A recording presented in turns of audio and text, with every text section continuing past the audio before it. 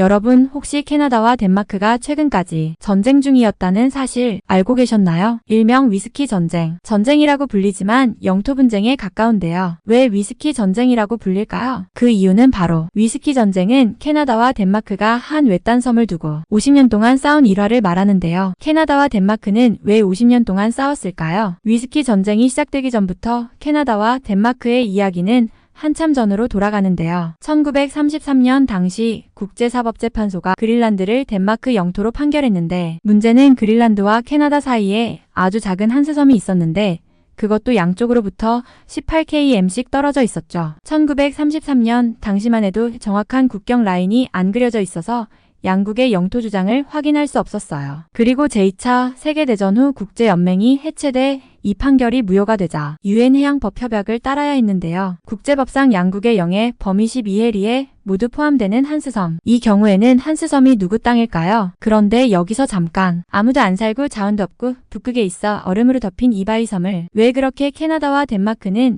자기 영토라고 주장한 걸까요? 그건 바로 환경에 관한 이유인데요. 지구온난화로 북극 빙하가 빠르게 녹으면서 한스섬이 위치한 네어스 해협은 북아메리카와 아시아, 유럽 등을 연결할 수 있는 주요 통로로 발전할 가능성을 보였는데, 북서항로의 해상권 확보 가능성이 높아진 셈이죠. 섬 주변에 해협이 녹아내리고 선박 운송이 가능해지면서 심해 자원 개발 가능성도 부과되고, 한스섬이 해상 운송업, 광업업, 유전 및 천연가스 개발 등의 가치를 보여줬죠. 덴마크는 한스섬이 그린란드에 포함돼 있으니 자국 영토라고 주장하고, 캐나다는 19세기 때 미국과 영국의 북극 탐험대가 한스섬을 제일 먼저 발견했기에 자국 영토라고 맞섰어요. 그러던 1984년 어느 날 캐나다군이 한스섬의 소유권 주장을 위해 캐나다 국기를 한스섬에 꽂고 캐나다산 위스키를 함께 놔두고 왔는데, 덴마크는 질 수 없다 하여 몇 주 후 한스섬에 가서 캐나다 국기를 철수하고 덴마크 국기를 대신 꽂으며 코펜하겐산 최고의 슈냅스를 남겼대요.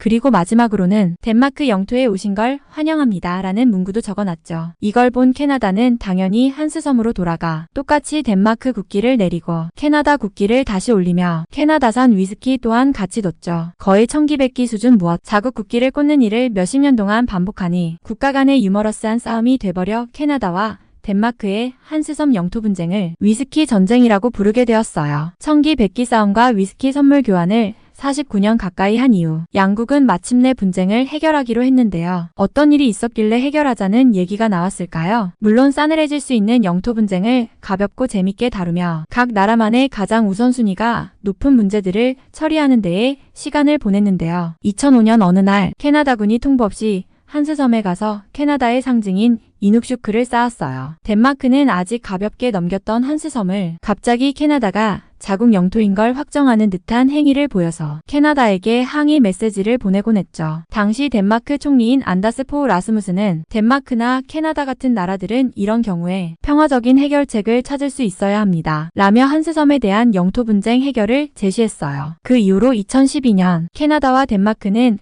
한스섬을 분할하자는 제의를 나누고 2018년 양국이 합동으로 실무그룹을 만들어 분쟁 해소에 나섰죠. 6월 14일 2022년 예배 코포드 덴마크 외교장관과 멜라니 졸리 캐나다 외교장관은 캐나다 수도인 오타와에서 만나 한스섬을 어떻게 해결할지에 대해 결정하기로 만났는데, 그건 바로 1.2평방킬로미터의 한스섬을 같은 크기로 나누기로 50년의 위스키 전쟁이 드디어 막을 내렸죠. 졸리 캐나다 외교장관은 메이플 시럽이 들어간 퀘벡산 위스키를, 코포드 덴마크 외교장관은 코펜하겐산 감멜단스크 위스키를 선물했죠. 캐나다와 덴마크의 외교장관들은 위스키 전쟁의 종식을 축하하기 위해 마지막 위스키를 교환하기도 했어요. 덴마크와 캐나다는 지리적으로 연결된 이웃나라가 딱 하나인데요. 과연 어디일까요? 덴마크의 유일한 이웃나라는 독일이었고 캐나다의 유일한 이웃나라는 미국이었는데요. 새로운 협정에 따라 양국은 한스섬을 공동 소유하게 됨으로써 서로의 두 번째 육지 이웃나라가 되었어요. 그리고 또 어떤 새로운 변화가 있었을까요? 새로운 국경은 북쪽에서 남쪽으로 자연협곡을 따라 섬을 대략 절반으로 나눴는데요. 이렇게 나눔으로써 캐나다와 덴마크는 3,882km로 세계에서 가장 긴 해상 경계선을 갖게 되었어요.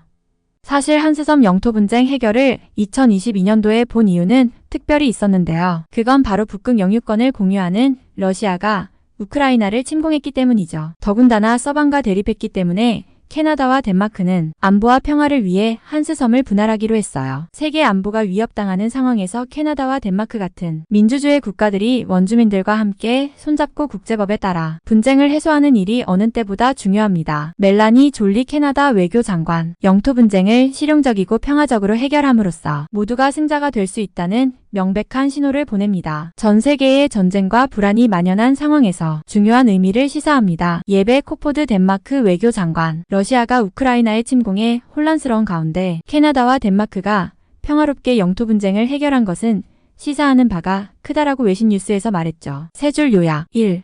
캐나다와 덴마크는 한스섬을 놔두고 50년 동안 위스키 전쟁이라고 불리는 영토 분쟁을 했다.